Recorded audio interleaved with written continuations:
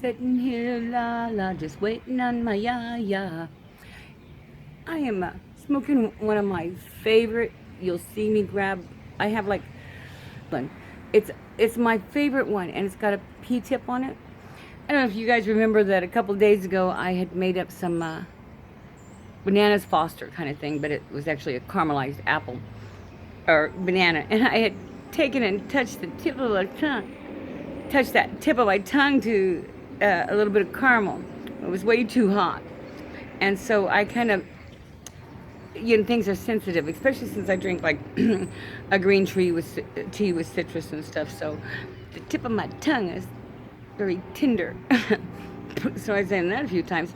So when that happens, or when my taste buds are odd or milky products, a lot of times I will switch over to a Peterson. I know that sounds silly, but your tongue gets coated with anything that's milk, and so the P-tip takes and puts that smoke to the roof of your mouth. So so probably for the next couple of days, I'm going to be smoking something with a P-tip, which is good and bad. There are, I think I have a couple medicos that came out with a T-pit. I'm sure they're medicos. They're just, they were just like an amazing find way back when, years ago. I think I saw them at a Skaggs. Skaggs don't exist anymore. They were kind of like a Cat's. And Cats don't exist no more. So they were like an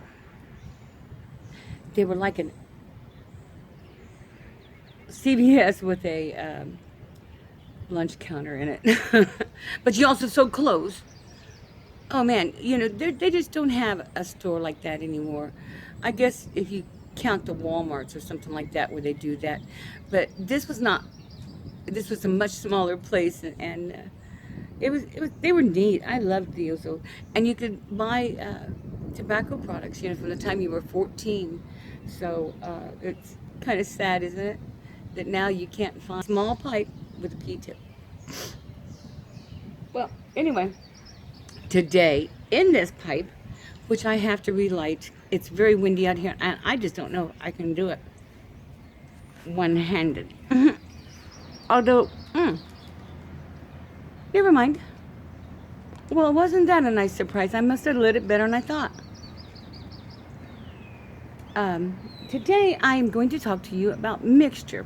Now, you guys know that I am a 965, but it's kind of funny because I always call it my mixture 965. But when I'm thinking of that and I use that word mixture, I also think of mixture.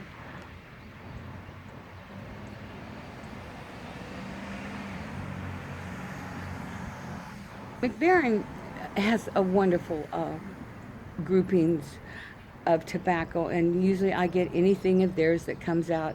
I've got some 10-year-old McBarons and some 5s and stuff that I probably need to start pulling out because I don't like anything that's too old. Other than Flake and a few tobaccos, after they're blended, after about 10 years is about what I keep my cellar to. And as I say that, I also have at least a few cans of something or a few tins of something going back to the.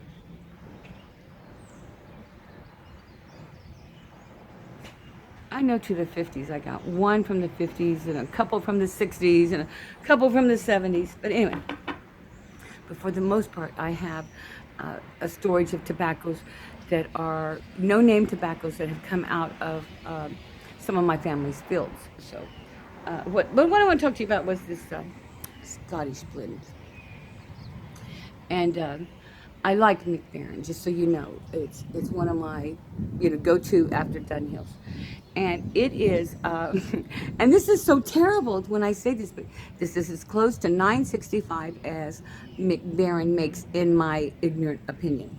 But the thing is, it's a mild smoke. It's got I think every tobacco in the world is represented in that. I think they even advertise that it's over 30 different tobaccos in that one blend, and so like say, and this, I don't have a lot of old tins of this. Nothing past I think about 7 years or anything, but.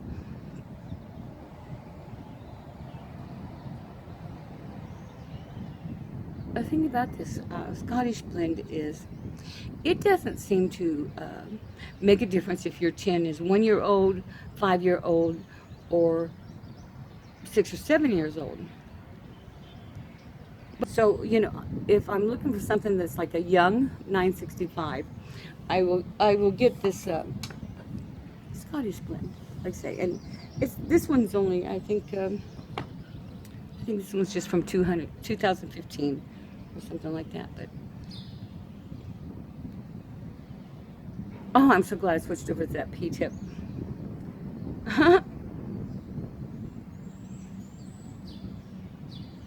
It's a nice day out here, a little windy, as you can see from my little cowlick there.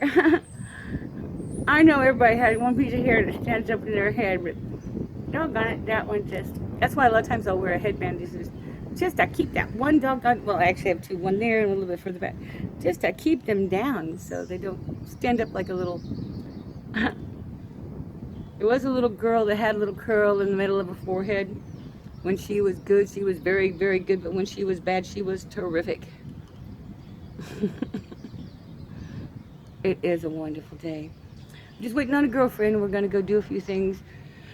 I have some major repair I've got to get done on my house. I have to build the whole new front step banisters. And as much as I would like to be able to do them myself, just for several reasons, like saving money and stuff, I got a feeling that by the time I price all the wood and everything and make it wrong the first time, I'll be better off just hiring somebody to do it.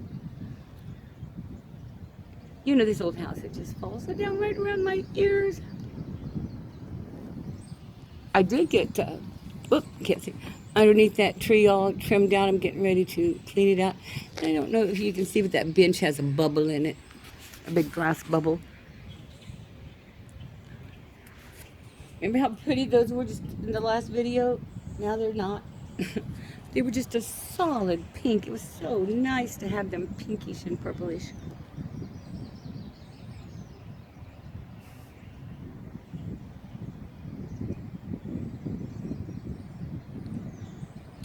Well, I think I'm going to go, since I'm still waiting, I think I'm going to go get a hit of caffeine and get me a cup of coffee and throw a little White Russian in there and keep on waiting. I'm terrible at waiting. I'm that person that can't wait to give somebody their birthday gift if I buy it early. I'm always everywhere early, and so I end up waiting a little bit, but that's a different kind of wait, when you're waiting because you're already there and you're just finishing it up. But waiting for a timetable that you can't handle, that's probably goes into that, control thing, If I'm not driving, I'm not controlling the time frame and making sure everything gets done when I think it should be done. I'm old and a witch, well, with a B.